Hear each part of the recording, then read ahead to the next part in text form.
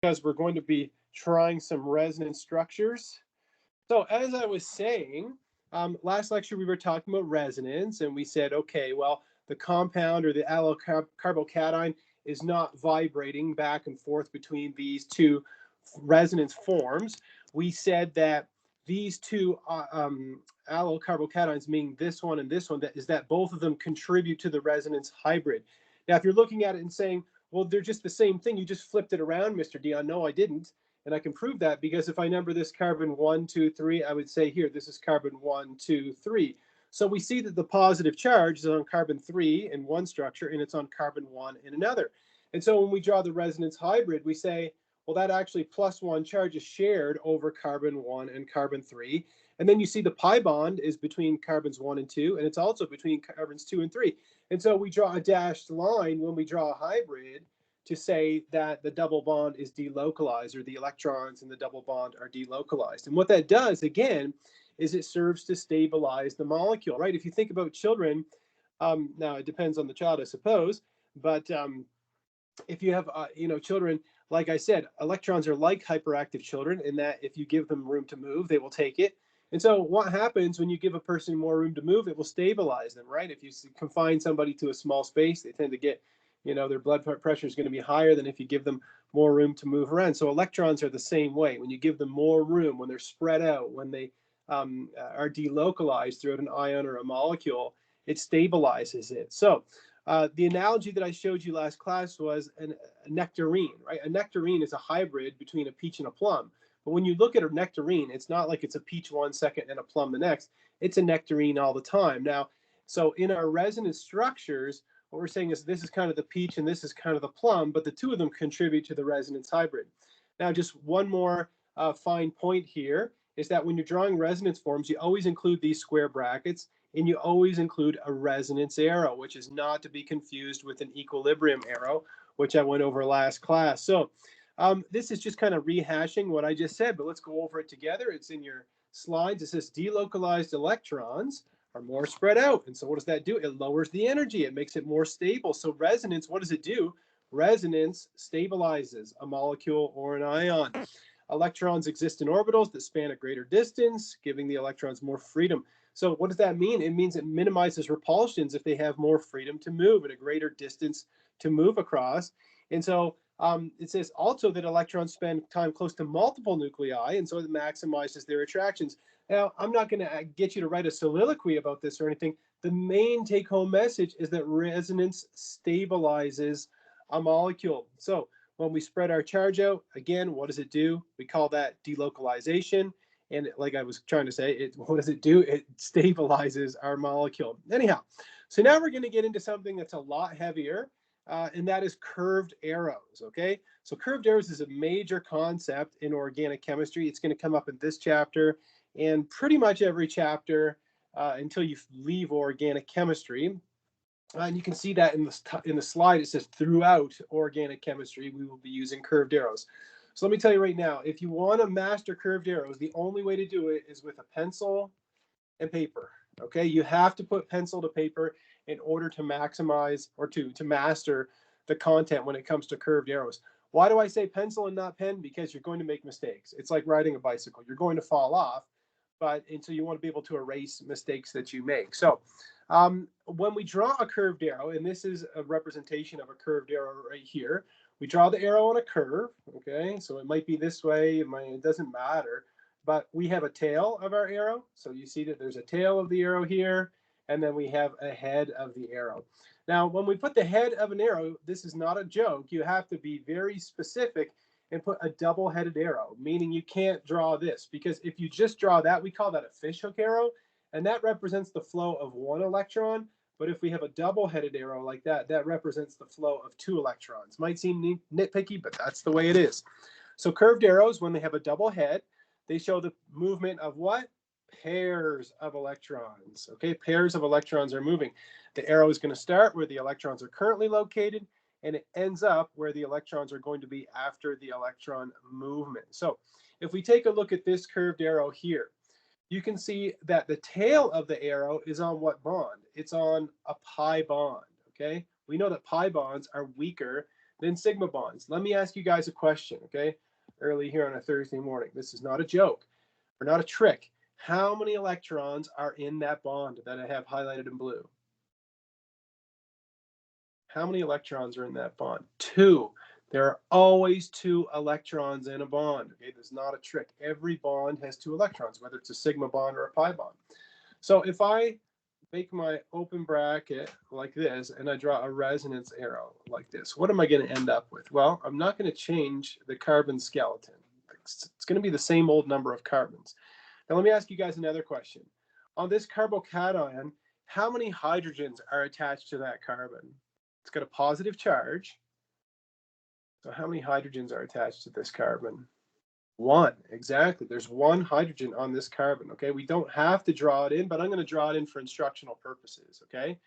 There's 1 hydrogen. Remember, when carbon has 3 bonds, it has a positive charge. 1, 2, and so there must be 1 bond to hydrogen. Okay, so now the pi bond, where is it ending up? If I number the carbons, okay, if I number them 1, 2, 3, 4, 1, 2, 3, 4, you can see that the pi bond is going from in between carbons 1 and 2, and you see that the head of the arrow is ending up between carbons 2 and 3.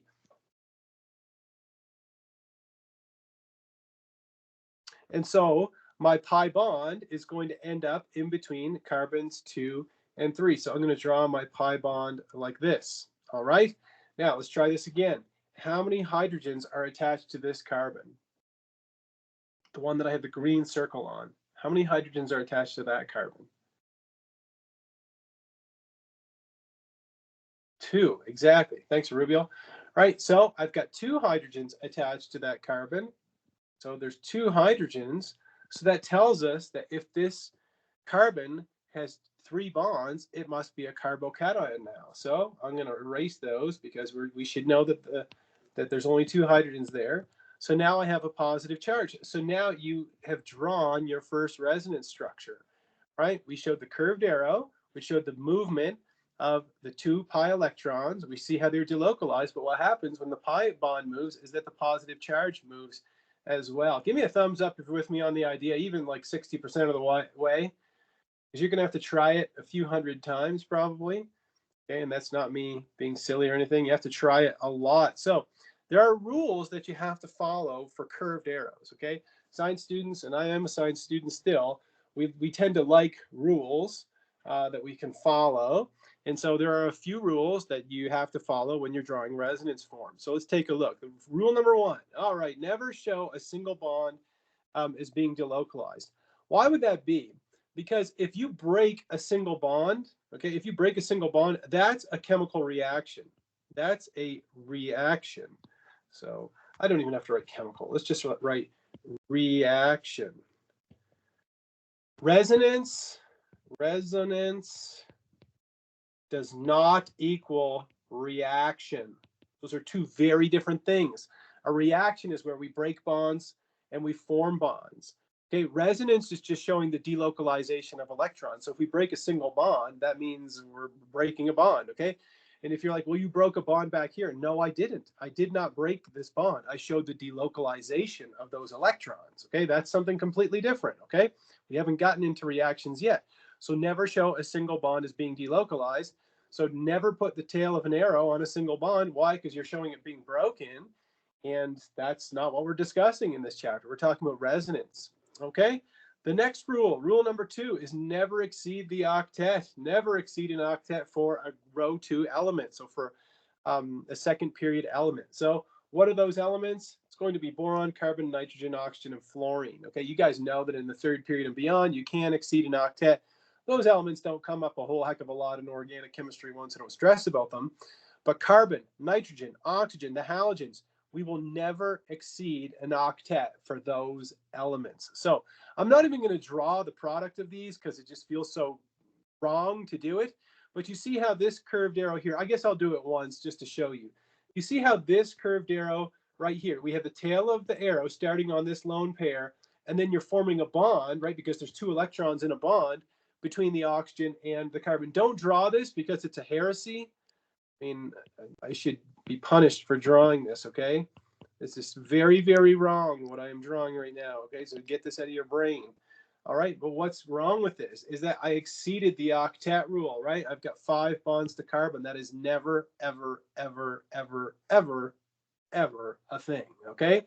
So the same rationale would apply here, right? I'd be creating a new bond to nitrogen here, right? I'd be getting rid of this lone pair and creating a new bond to nitrogen. Then you'd have 1, 2, 3, 4, 5, 6, 7, 8, 9, 10. That exceeds the octet rule. Nitrogen cannot exceed the octet rule. Same thing, oxygen cannot exceed the octet rule. And then finally, this is another one where carbon would be violating the octet rule. Let's try this one more time. Okay, we've got to be rock solid on this before we move forward in organic chemistry. This carbon, let's try it again. The carbon that I have the green circle on, how many hydrogens are attached to it? How many hydrogens are on that carbon?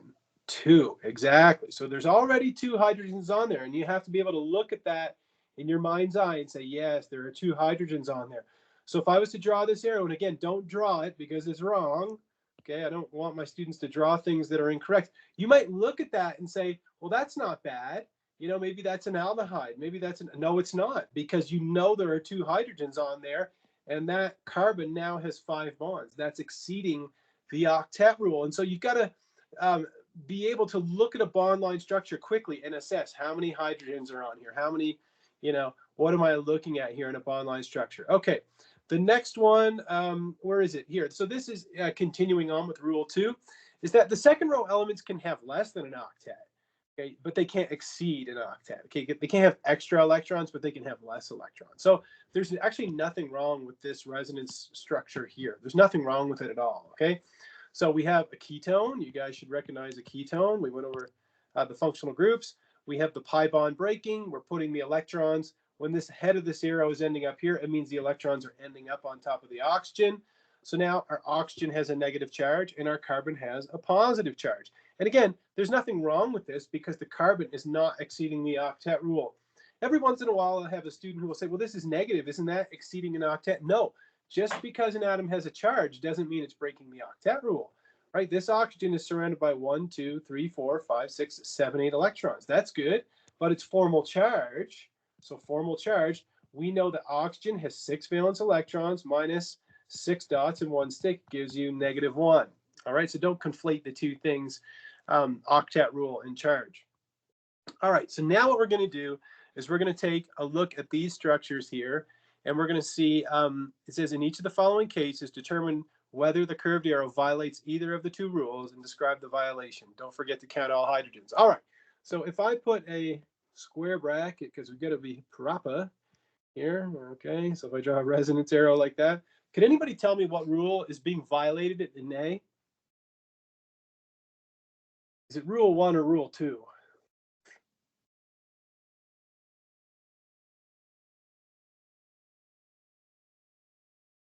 Anybody have an idea of what it's rule 2, isn't it, Rubio? Exactly. It's rule 2, right? Because if you were to draw the structure, what you'd end up with is something that looks like this. No, that's a methyl group. And then we have a hydrogen and a hydrogen. What's the problem here? What's the problem with this structure? There's a major, major problem with this. It hurts my eyes to look at it. It's so wrong. Exactly. There's 5 bonds on the nitrogen, right? So exceeds octet rule. All right, that one's bad. So bad arrow. I love it. Bad arrow. All right, so the next one, I'll draw my open bracket. Go put our resonance arrow. And if I draw the resonance form here, so I didn't touch this pi bond, but this one I broke the pi bond. So now I'm going to have an extra lone pair on here. So that means that my carbon is now going to be a carbocation and my oxygen will be negatively charged. Is there any violation here? Any violation? Am I breaking any laws? The laws of chemistry, laws of nature, I guess. There's nothing wrong with this structure whatsoever. Right. There's no rule being broken here whatsoever. Okay. So we'll put here no violation. No violation. Right. Remember, we can draw this resonance form. If we have a pi bond between the carbon and the oxygen, there's nothing wrong with making a carbocation and an oxygen with a -1 charge. No problem there. Okay, so that one's good. And then the last one, do it again. And remember, you got to be Johnny on the spot with your bond line structure. So I'm not going to draw protons in for you every single time. So, oops. Draw this bond like this. Oops, there we go. I guess I didn't even need to draw that pi bond anyway because they're showing it being moved. So let me erase it. I'll erase one of these. There we go. And so what they're saying is that the pi bond is moving over here. Is there any violation here? Is there any violation in this case? Don't be shy to answer. We're just learning the subject. We're figuring it out. There is a violation here. It's a big time violation. So when you look at this bond line structure, this one, how many hydrogens are attached to this carbon? There's one hydrogen attached to this carbon. It's not drawn. We leave them out in a bond line structure. So that means it's still here. It didn't go anywhere. And so what rule are we violating? We're violating the octet rule, right? So we'll put here exceeds octet rule. All right, there we go. So a little bit of practice on violations. So two of these exceeded the octet rule, and the one in the middle, there's no violation there. There's nothing wrong with that one. So it says, when using curved arrows, what about formal charges? It says, when using curved arrows to show resonance structures, the resonance forms will often carry a formal charge. And when you have a formal charge, of course, you have to show it. You can leave out hydrogens in a bond line structure. Sometimes we even leave out electrons, okay? But we never leave out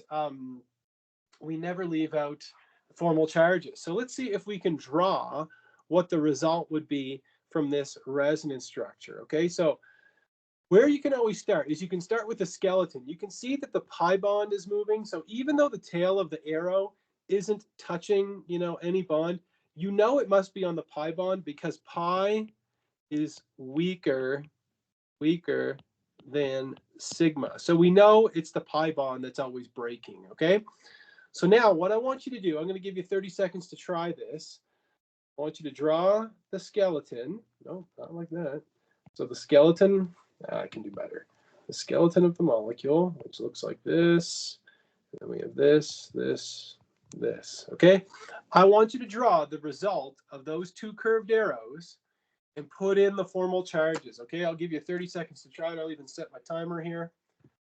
30 seconds. I got to figure out how to do a countdown on the screen.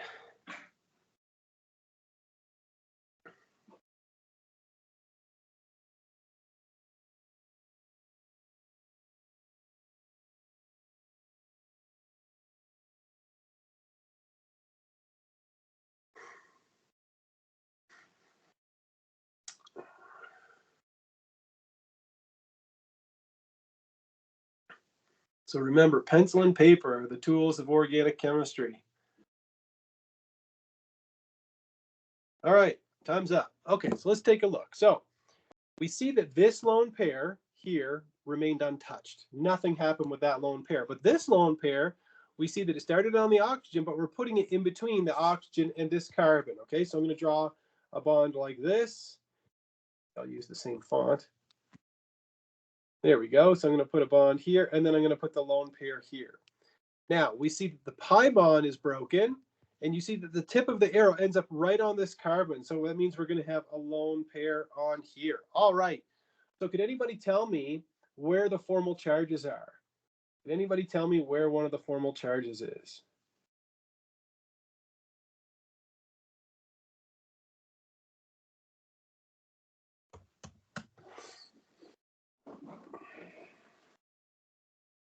Yeah, so there's a formal charge on the oxygen. What's the formal charge on the oxygen? +1, isn't it? So the oxygen is +1. Now this is neutral, right? This whole thing is neutral.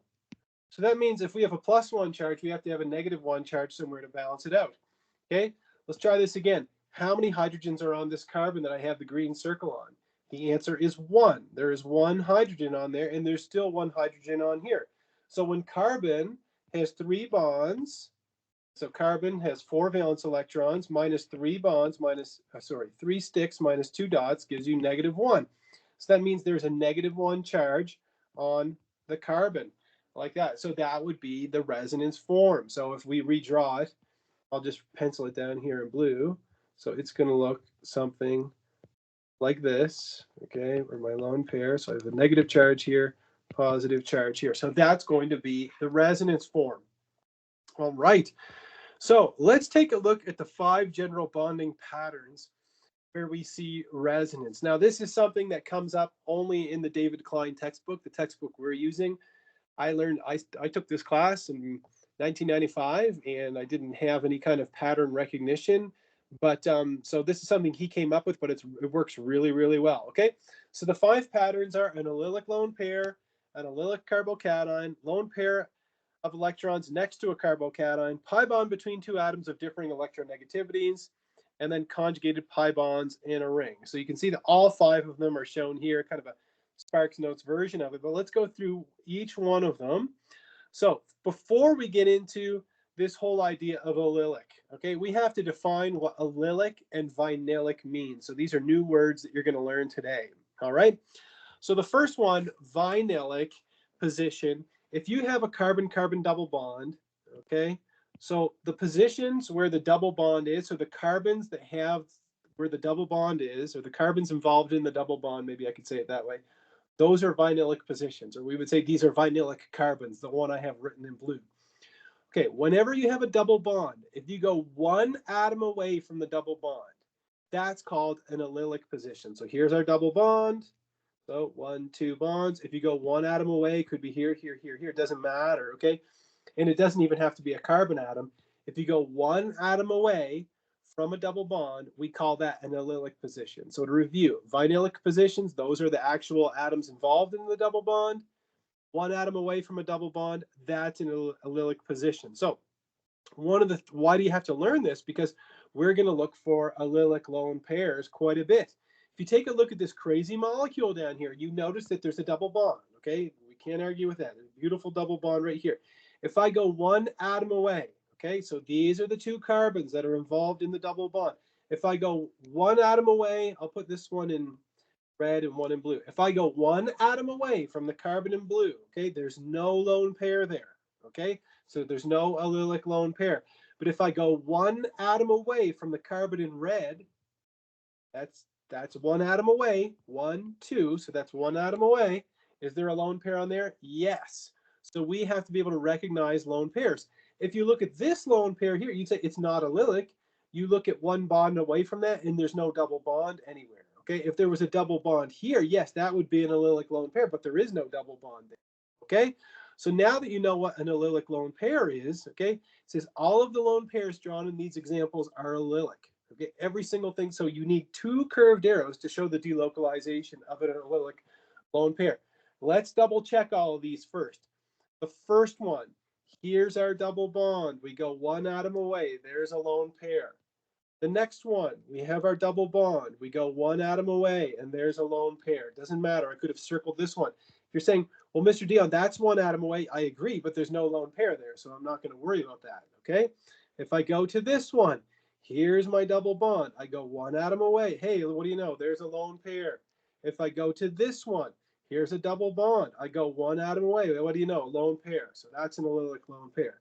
I go to this one. Here's a double bond. I go 1 atom away. There's a lone pair. And so you have to train your eye to recognize these things, okay? Another thing that we went over previously in chapter 1 was we talked about when you have a nitrogen that's neutral, how many lone pairs are missing on this nitrogen that I have the red circle on? Anybody? How many lone pairs are missing on this guy? It's neutral. There's no charge on it. So it must have how many lone pairs? Exactly. It's got 1 lone pair, right? There you go. If I look at this oxygen, how many lone pairs are missing from it? Well, we know that when oxygen is neutral, it has 2 bonds and 2 lone pairs, right? These are things that we have to be able to fill in. This oxygen is missing 2 lone pairs. All right, and I think that everything else is good. So what I'm going to do is I'm going to draw the first one with you. I'll draw a couple of them with you. So if we put our open bracket like this. Now, normally we do resonance going from left to right. At least I try to.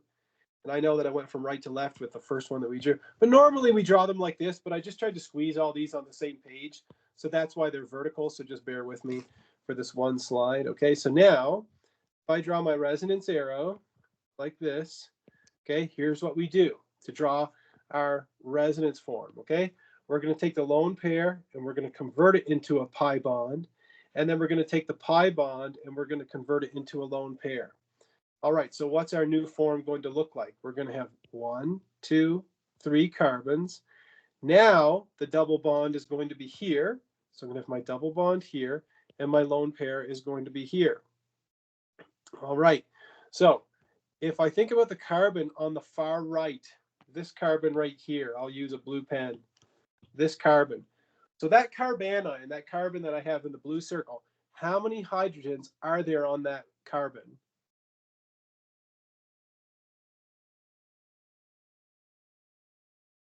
Keep in mind, this is a carbanion. Exactly, there's 2, right? So there's 2 hydrogens on there. So we know there's 2 hydrogens on this carbon. So that carbon is neutral. Makes sense? Okay. Now we know from this bond line structure that there's 2 hydrogens on this carbon too. So that tells us that this carbon has 3 bonds and 1 lone pair. So it is negatively charged. So there is our negative charge. And that's our resonance form. Let's try the next one. This time I'll use blue just to break it up here. So there's our open bracket. Here's our resonance arrow. So now what we're going to do is we're going to start and we're going to take one of the lone pairs. We're going to make a pi bond. But that would mean that this carbon would have 5 bonds. That's impossible. So we have to break a pi bond and put a lone pair on one of the carbons. Okay, this carbon here. So now what I want you to do is I want you to draw the resonance form that results. So let's try it again. Okay. One lone pair remained untouched. Now we have a double bond here, and we have our lone pair down here. So could anybody tell me where the charges are in this? You can tell me both. I don't care. It's all good.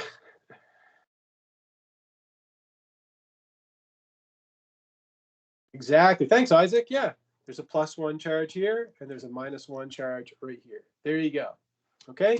So now what I'd like you to do is I would like you to, you don't have to color code it. I would just use a pencil, but we're going to put open brackets on all 3 of these. And we're going to take a short break. And I want you to try all 3 of these. Okay. Try them. Again, you've got to try it in order to master it in organic chemistry. It's like riding a bicycle. You have to. If you don't attempt it, it gets very difficult. All right. So we're going to take a short break. I want you to try all 3 of these, and then we'll come back and we'll compare our answer.